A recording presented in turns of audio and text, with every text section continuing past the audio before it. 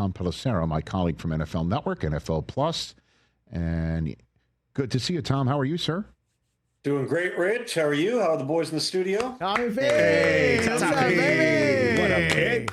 Hair looks great, man. What are you shooting on your phone? Just the video we send to Tom every week. But what are you sending him? Just a video of him so we can see what his hair looks like on saying TV. hi, and then he What does that posts on mean? Instagram, and we And he get to posts read on the Instagram, like, engagement. It's right really now, I'll be great. like, hey, Brockman, say hi to Tom, and I'll zoom in, and then I'll say Feller, say hi to Tom, and Hey, what up, Tommy P? and then we'll send it to Tom, and Hey, he at At this posts it. point, He it's the likes thing it. I'm most. It's the thing I'm most known for, really. It's great. Where's your assignment this week? Do you have one, or you're home? Where are I you? will be right here and on the couch, watching Awesome. the games with you on game day morning, Cool. doing the news, all those things. Be back out week 3, I believe. I'm at Vikings Bengals, which should be an Okay. interesting. That's fun. Which is the only Vikings game in the first 5 where they're not nationally televised.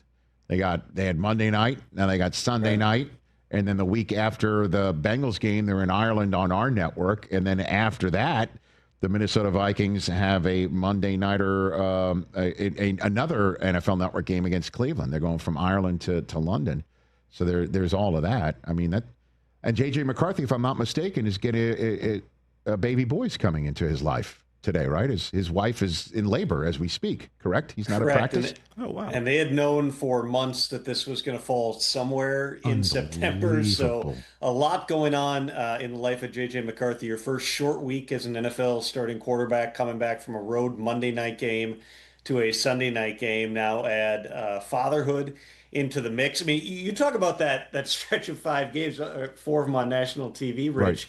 I think for about 3/4 of that game, some of the network higher up, some of our bosses might have been like, "Oh boy, this doesn't look great." And then, lo and behold, JJ McCarthy, who you've seen do it many, many times at Michigan before, when it was put on his shoulders in the fourth quarter, he made some really high-level throws, showed off the athletic ability on that rushing touchdown as well, and just the way that you saw him interacting with his teammates and with Kevin O'Connell. I mean, that's the competitor. That's one of the things that the Vikings fell in love with through the course of the process. Well, Tom, and again, we're looking at this schedule here, and again, I know, when I try to book you here sometimes, and you're like, you know what, I'm a little bit of a ghost at home with my wife and family, and I'm serious. I bring this up.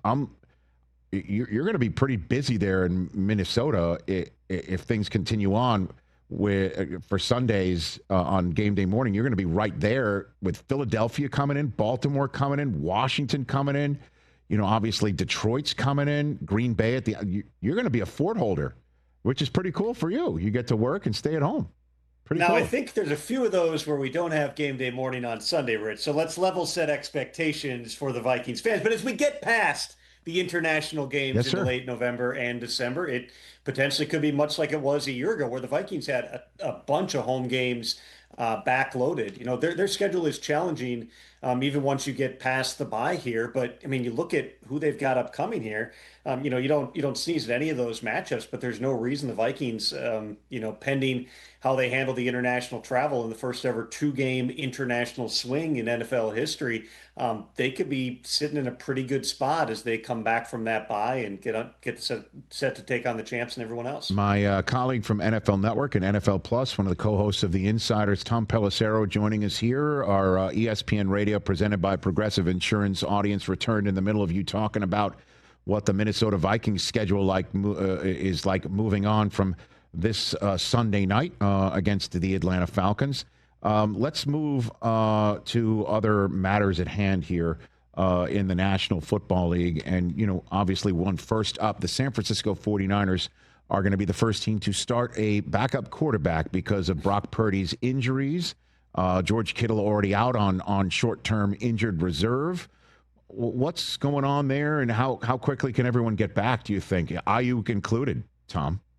Well, first of all, the 49ers have been in this spot before. It's not every year, but there are certainly too many years where the 49ers were a week or two in the season and they've got one or more calamities that they're having to deal with from a health perspective, a roster perspective, or everything else. I mean, they lose their quarterback for somewhere, it's going to be multiple weeks.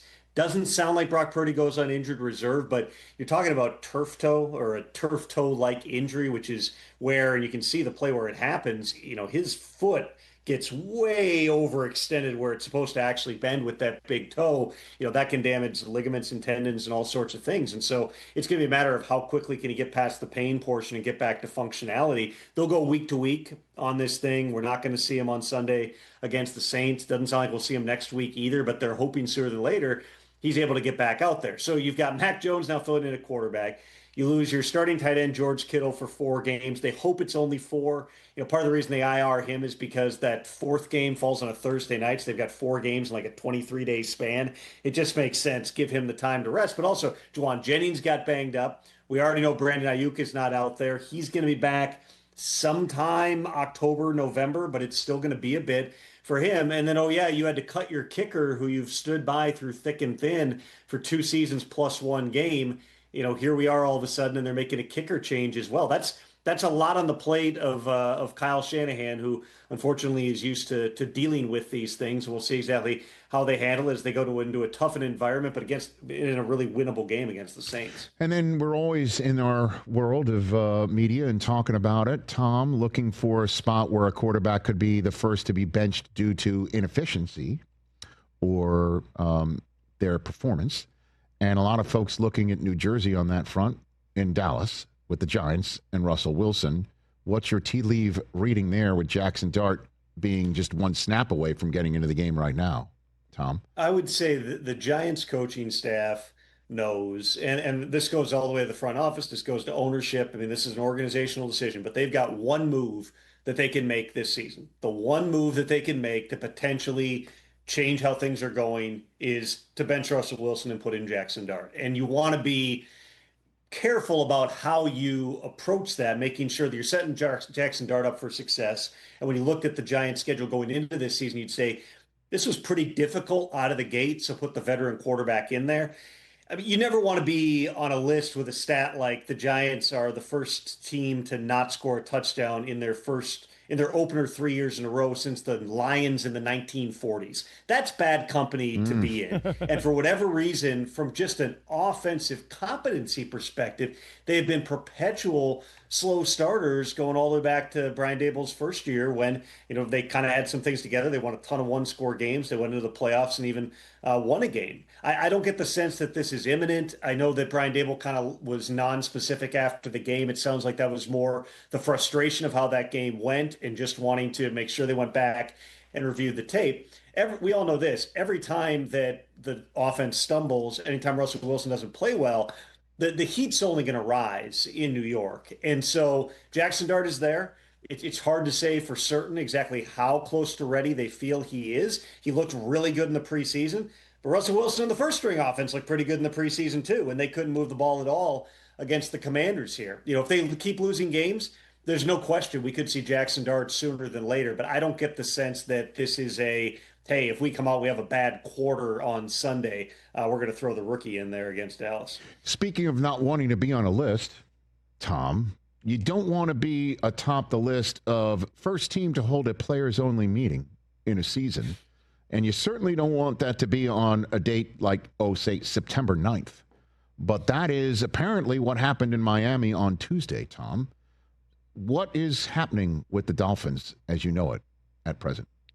Well, that was about as bad of an opener as you could possibly imagine. You've got the entire summer to draw things up and figure out how you're going to attack this specific opponent. Granted, with some level of unknown because Lou Anarumo's, a new defensive coordinator in Indianapolis, but you've got years of tape on him in Cincinnati. You know what the personnel is. There were definitely some things that Lou, who's really good at his job, threw at the Dolphins, and it threw them off. But you got to be able to function at a higher level than they did. They had, miscues pre and post snap. As Mike McDaniel put it, the guys got caught up a little bit in the bells and whistles of week one. The fact that they had a players only meeting, I think more so speaks back to the emphasis through the offseason about mutual accountability. It was everybody staying together and being on the same page. And when I've talked to people in Miami coming off that, I mean, obviously nobody wants to see week one go like that, but the insistence I get is it's better than it was a year ago. We're still on course here. This is not absolute panic mode, but they got to come on and show it this week because you've got a Sunday game at home against the Patriots team that I was there in Foxborough. They really struggled. There were good moments on defense. There were not a lot of good moments on offense. if you can't beat the Patriots, who historically, by the way, have struggled in Miami, if you can't beat them on your home field, then you're turning around and playing a Thursday night game in Buffalo. You potentially could be 0-3, and that would be the first time that you're going to have people saying, "Oh boy, are they going to make a change if the Dolphins, get blasted in this game?" I don't know that we're anywhere close to that point. I know how that organization feels about Mike McDaniel. There's no doubt that they have had fairly unique challenges through the course of this offseason in terms of making multiple big trades, signing starting corners in August, trading for Darren Waller, who's yet to play a snap, and he's ruled out again this week. And, Jalen Waddle's banged up with the shoulder now this week. Devon Achane may not have been 100%. Jalen Wright hasn't been healthy. There's a lot of stuff going around that team, and that's not to make excuses for them. They also lost 2 starting offensive linemen in the game last week. Austin Jackson's going to be out this week, and James Daniels is headed to injured reserve. I mean, that's a lot of moving parts that the Dolphins have. There's no doubt. I mean, there is not a bigger game on the schedule than week 2 right now for the Patriots, because if you go into Buffalo 0-2 national TV, and that game could get as ugly as games against Buffalo sometimes do, you're only going to, feel the pressure ratcheted up that much around that program. So it makes sense. Players get together and say, hey, that was awful, but we're not going to allow this to be the product again this Sunday. Can Tyreek Hill being a part that's moving elsewhere? I mean, that's one of the red hot rumors of this week, is that if the Dolphins go any further south, then Tyreek could be had for the right price and within the conference. I mean, teams like the Steelers and Chiefs have been associated with that rumor. Your thoughts on that, Tom? Is there a market for this? Is it happening? I don't foresee Tyreek Hill being traded in the near term by the Dolphins, barring some type of a blow-up, which we've seen those happen surrounding Tyreek in the past, or post-game comments. I don't get the sense we're there because, Rich, the moment that they would trade Tyreek Hill, that's Miami waving the white flag. Go back to the end of last season, the conversations that they had through January, February, March. They made a conscious decision. We need to change things in this locker room. We're going to move on from Jalen Ramsey. They end up trading him to the Steelers in June, but that was a deal that was, going to happen. He was not going to be a member of the Dolphins for months. They made a simultaneous decision to keep Tyreek Hill because they believed that this part of it was salvageable, that Tyreek would come back with a greater sense of responsibility and would come back more dialed in. And we know Tyreek's made comments about he finally knows the offense, finally knows the playbook, feels like he's in a better spot. Well, you get into week 1, it doesn't look good. And if it continues to not look good, then certainly there's a scenario where Tyreek Hill could be traded. They also converted a large chunk. It's built into the contract, but they converted a large chunk of his compensation this year into a bonus. It's an option bonus structure. And so the team, if there were a team trading for Tyreek Hill, would get him at a pretty low rate too. But you also have to factor in here, bringing in Tyreek Hill would change certain dynamics potentially in your locker room. I don't see a team like the Steelers bringing in Tyreek Hill, period. To be quite frank, Rich, never say never. But if any team is going to have inside information on where things went sideways with Tyreek last year, it would be from a team that traded for multiple other Dolphins veterans within the past couple of months. Right. It just seems like it would be a difficult fit there. You have the NFL review into allegations of domestic violence raised by his now ex-wife. That's a lot for teams to bite off. So where does that leave him? You mentioned the Chiefs. It sounds like Xavier Worthy avoided, the worst of it here. He potentially even could play this week. We'll see what his participation is in practice today. But you don't necessarily have an acute need in Kansas City. But you know this. They're willing to take calculated risks on guys who might come with trouble, whether that's off the field, whether that's in the locker room. They know Tyreek Hill. They didn't trade him because they didn't think he could play anymore a few years ago, Rich, when they traded in Miami. They traded him because Tyreek wanted to make $30 million a year, and they could get a first and a third round pick and use that $30 million a year to rebuild their offensive line and their defense. They did that. Now this would be Tyreek Hill coming back at a different price point for less cash. It would make sense. But again, we're not there yet. No trade is down the road. If the Dolphins lose these next couple, then we're going to be talking about all kinds of different things that could happen in Miami. A few minutes left with Tom Pelissero, my colleague from NFL Network and the NFL Media Group, NFL Plus. You kind of touched on Xavier Worthy after he collided with Travis Kelce in Brazil. 3 snaps into the game, everything got flipped over in their world as well as their game plan for that day and evening in Sao Paulo. What's the latest? Is he going to wear a brace? Is it really possible? Is surgery feasible? Walk me through what's going on with Xavier Worthy and the Chiefs, best you can tell right now.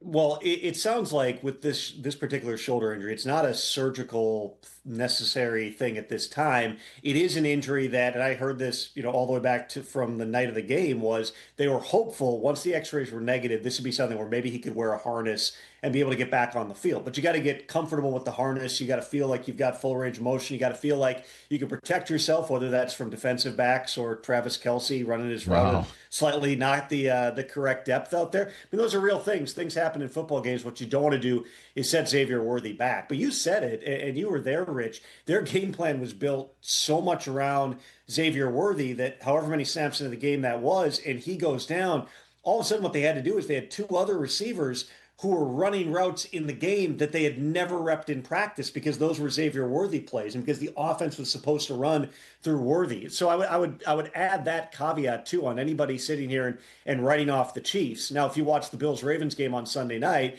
I certainly walked away going, these two teams look more dangerous right now than the Chiefs. But take into account when you have a game plan that's built through really the entire offseason in the week of the game, and then you lose one of your core players, it does have a ripple effect. And so let's see what they can come out and do against another really tough defense on Sunday against the Eagles. So Worthy might play, can play. We just need to keep an eye on the injury report for Sunday?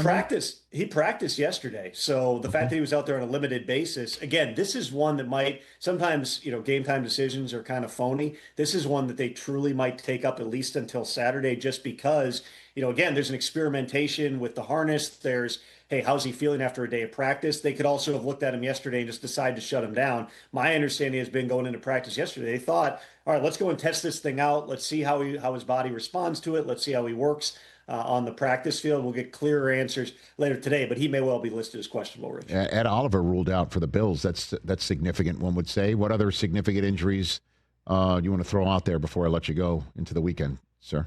Well, Ed Oliver got stepped on in practice on Wednesday, and it just seemed like he couldn't really shake it. He was in a walking boot. I mean, he was the one guy in a game where both teams scored 40-plus points, Rich. Ed Oliver was the defensive player who was absolutely everywhere on the field. So a little bit of extra challenge for Buffalo going into this week. Sounds like good news on Drake London. He's practiced the past couple of days. I know Raheem Morris has been optimistic that he's going to be able to go this week. Denzel Ward being off the injury report. Anytime a guy pops up on Thursday with an Achilles, you get a little bit worried about it, but he's going to be good to go this week. It'll be interesting to see too whether or not the Browns put Quinshon Judkins onto the field. Had his meeting with the NFL this week. He's only practiced basically 2 days since back in the spring. That would certainly tell you he's not going to get a full boat, but do they get him out there and get his feet wet? This is amidst the ongoing NFL investigation that could yield discipline, even though criminal charges were dropped based upon an allegation of assault. So there's a lot of moving parts there. But for the Browns, this guy, again, setting aside those things, this guy was supposed to be a huge part of their rushing game going into 2025. So let's see as we go through these next 48 hours if they feel like, hey, let's at least get this guy a few carries and get him going. Last one for you in the 90 seconds I have left. And I might ask this every single week with you, Tom, like the team or the scenario or the issue that other folks around the league are hitting you up about the most on your phone over the last week is... Yeah, it's some of the things we just talked about. It's what's going on in Miami, what's going on with the Giants. This is like I never want to say it's a low, Rich, right? We had the highest rated week one of all time. Yep. There's news galore. But the first 2, 3, 4 weeks, it's pretty rare for people to want to massively change course. You might see a kicker get cut. You got like the Jaguars trading their backup running back because it didn't work out for him in Jacksonville.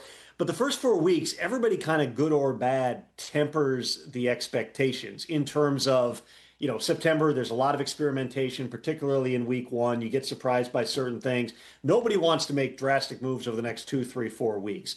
But I would say the teams that we all came into the season talking about and thinking about whether or not they were going to potentially have problems. Some of those teams had problems in week one. And so a close eye on how teams like the Dolphins and Giants navigate this early portion of the season. I don't like this answer. I don't like this answer. I don't like it at all.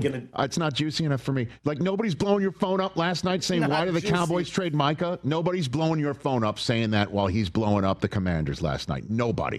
Is that what you're saying? I think everybody got bored for 6 months of saying, what are the Cowboys doing with Micah Parsons? And eventually, once he got traded, they're all just like, all right, whatever. Resolution. Okay, I got it. Resolution. Kenny Clark. Okay. Yeah, that's really it. So, right. I mean, the trade stuff, like, there's still, listen, the first starting quarterback who goes down for an extended stretch, it'll be, will Kirk Cousins go there? Will the Falcons trade him?